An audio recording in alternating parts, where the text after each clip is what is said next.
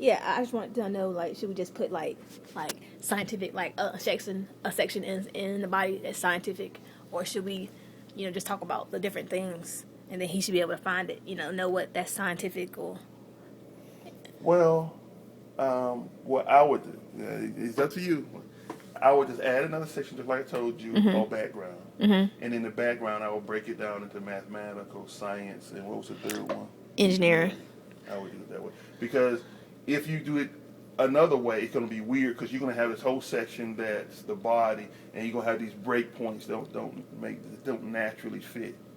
So you said, okay, so in the body, okay, we have body, and then you want like background, and then just break it down in a scientifical, like have bullet points, scientifical. Right, it's like a subtitle. Okay. And you will have the beginning of that background area. You would talk about some background information, and then tell the reader, in addition to that, you can also subdivide this area into mathematical, scientific, and engineering to highlight the concepts related to this project that are related to these given areas. So like mathematical is just it's all like calculations.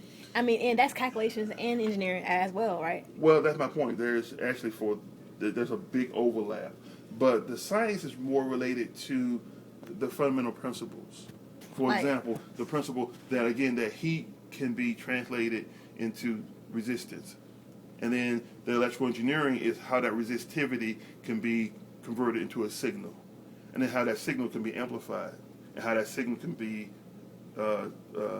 converted into a digital signal that can then be processed by a computer. And so you're looking at all these concepts that are connected, but they're all related to the same thing, basically science. And engineering is by definition mathematical anyway, because what engineering is a systematic way or in engineering, people find a systematic way to address a need or a design problem.